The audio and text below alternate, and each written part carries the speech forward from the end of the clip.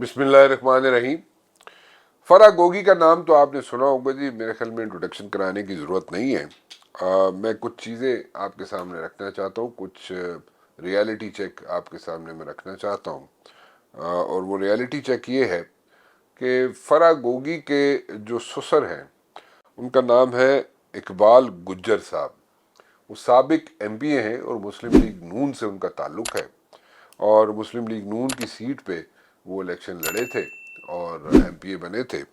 और अगर आप लाहौर से अगर पिंडी की तरफ जा रहे हो तो गुजरावाला से थोड़ा सा पहले एक जगह आती है, उसका नाम है चंदा किला। वहाँ पे वो रिहाइश पजीर हैं, उनके ससुर वहाँ के रहने वाले हैं। वहाँ पे उनका कारोबार भी है, एक गैस स्टेशन भी है और ज़मीनें भी हैं उनकी वहाँ पे। मैं ये बताना ये चाहता हूँ कि एक दफ़ा उनसे मुलाकात हुई मेरी। मैं लाहौर में था and I met him at a dinner over there. और मुझे नहीं पता था कि कौन है इकबाल गुज्जर साहब। So anyways after long interaction we were sitting together. बाद में होस्ट ने मुझे इंट्रोडक्शन कराया उनका, और उन्होंने बताया कि इकबाल गुज्जर साहब कौन है। और फिर मुझे पता चला कि इकबाल गुज्जर साहब का क्या ताल्लुक़ है। But at the very same time उन्होंने कहा जनाब कि जो होस्ट था उसने कहा कि जनाब जब इनके बेटे एहसन जमील गुज्जर की शादी हुई थी फराह गोगी से, उन्होंने अपने बेटे से बातचीत करनी बंद कर दी थी। सो आई स्टेड मम अबाउट इट बिकॉज पर्सनल सी चीज़ थी। बट आई सेड जी होता है, कई जगह पे ऐसा भी हो जाता है। एंड मैं कर्टसी से एक में अगर कोई वहाँ पे सेंटेंसेस वहाँ में अटर किए मैंने। But then again I realize कि इकबाल गुज्जर साहब was not very happy with his son because he got married to Farah Gogi. So anyways मैं उस पर कोई ज़्यादा कमेंट नहीं किया। ऑब्वियसली उनका पर्सनल इशू था। लेकिन बाद में हमें जब पता चलना शुरू हुआ कि फराह गोगी हैं कौन, क्योंकि उस वक्त बुजदार की गवर्नमेंट शुरू हुई थी, तो उसके बाद हमें पता चला कि वो जनाब फराह गोगी हैं कौन। तो और बाद में फिर मुझे ये भी पता चला कि फराह गोगी जो है Buzdar as a chief minister जब उन्हें मिलने जाते थे, तो अगर वो कोई 5-7 मिनट लेट भी हो जाते थे बुजदार, तो उनकी जो जिस तरीके से खातिर तवाज़ो फराह गोगी किया करती थी वो भी सुनने को मिली, द हॉर्सेस माउथ सुनने को मिली।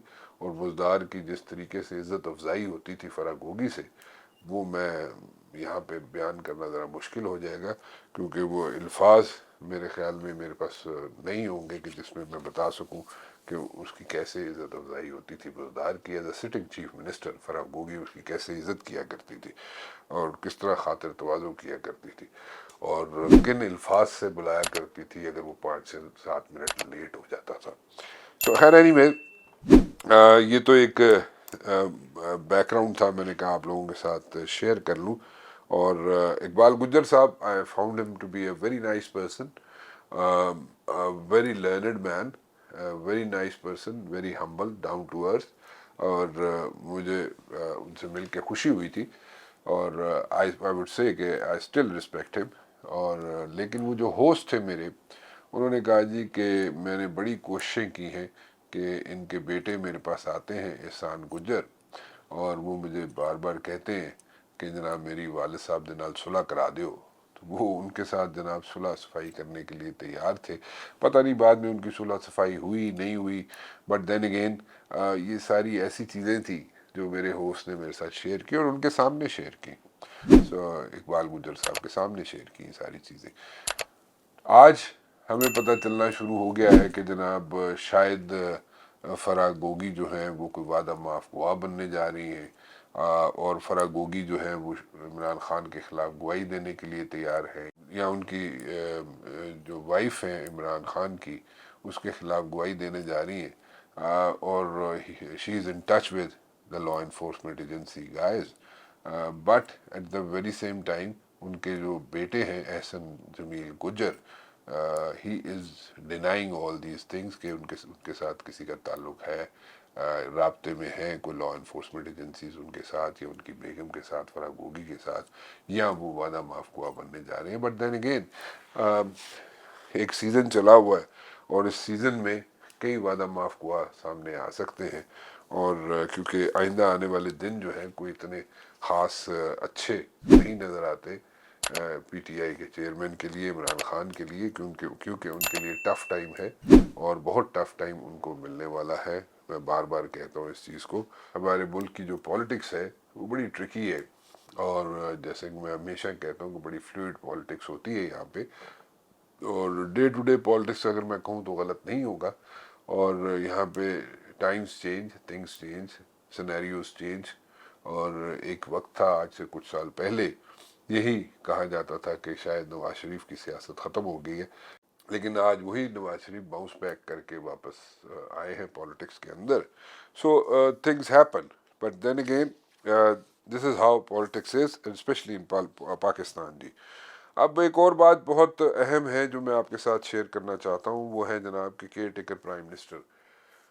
केयर टेकर प्राइम मिनिस्टर कौन होंगे, ये लंबी बहस चल चुकी है। कई नाम सामने आए, कई लोग फिजल आउट करके चले गए, उनके नाम फिजल आउट हो गए, और कई नाम अभी भी उभर रहे हैं जिनमें इसहाक डार का नाम सामने है कि इसहाक डार जो है उनके लिए कवानीन में तरमीम की जा रही हैं और इसहाक डार जो है वो केयर टेकर प्राइम मिनिस्टर बन सकते हैं। आई पर्सनली थिंक, मैंने पहले भी कहा था, दोबारा रिपीट करता हूँ, फोकस जो होगा वो इकॉनमी पर होगा, और इकॉनमी पर फोकस करके चलना होगा, क्योंकि 3 माह जो होते हैं या 60 दिन जो होते हैं जिसके अंदर अंदर इंतखाबात कराने होते हैं, उसमें एक स्टेलमेट आ जाता है मुल्क के अंदर, क्योंकि जो हुकूमत होती है, केयर टेकर हुकूमत होती है, उसके पास सिर्फ एक पोस्ट ऑफिस का काम होता है और उसमें उसके पास इख्तियारात नहीं होते हैं।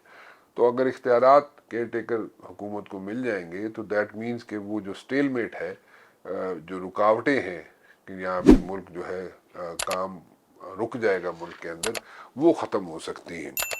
ये एक पर्सन स्पेसिफिक है ये सारे इख्तियारात देना, ये तो हमें कुछ ही दिनों की बात है, सामने पता चल जाएगा कि अगर ये सिर्फ और सिर्फ इसहाक डार साहब के लिए किए जा रहे हैं सारे इकदामात, तो वो भी हमारे सामने आ जाएंगे। लेकिन अभी तक जो सियासतदान है मुख्तलिफ पार्टीज़ के, उनका कंसेंसस अभी तक नहीं हुआ जो वो कहते हैं। लेकिन मैं इस चीज़ पे इस चीज़ को नहीं मानता कि उनका कंसेंसस नहीं हुआ। आई पर्सनली थिंक कि कंसेंसस हो चुका हुआ है, नाम डिसाइड हो चुका हुआ है कि कौन केयर टेकर प्राइम मिनिस्टर होगा, एंड आई पर्सनली थिंक कि ये भी डिसाइड हो चुका हुआ है कि कैबिनेट के मेंबरान कौन होंगे।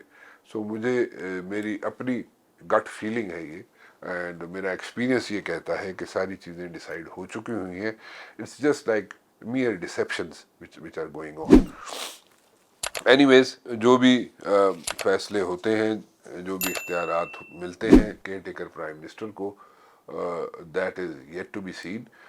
बट मैं दोबारा रिपीट करूँगा कि वो स्टेलमेट जो होता है 90 दिन का या 60 दिन का जिसमें इंतखाबात होने होते हैं, वो स्टेलमेट नहीं होगा मुल्क के अंदर, और एक पहिया जो है वो चलता रहेगा सारे यहाँ पे जो डे टू डे अफेयर्स हैं उनका। So instead of acting like the caretaker setup, instead of acting like a post office, वो नहीं होगा। तो इख्तियारात देने से चीज़ें चलती रहेंगी और कारोबार ज़िंदगी भी चलता रहेगा। But at the very same time ये भी कहना गलत नहीं होगा कि हो सकता है जो इंतखाबात हैं वो कुछ आगे चले जाएं, और 90 दिन के बजाय वो थोड़ा सा आगे भी जा सकते हैं।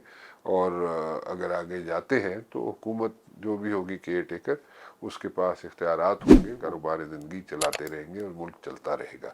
अब ये एक अलग बहस है कि जनाब केयर टेकर सेटअप को इख्तियारात देने चाहिए या नहीं देने चाहिए। सारी दुनिया में केयर टेकर सेटअप्स जो आते हैं उनके पास इख्तियारात होते हैं, नहीं होते। जिन जिन ममालिक में केयर टेकर सेटअप्स बनते हैं इलेक्शन से पहले, उनके पास इख्तियारात होते हैं, नहीं होते हैं।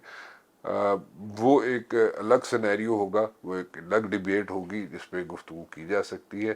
फ़िलहाल राना मुबशर को इजाज़त दीजिए। अल्लाह हाफ़िज़।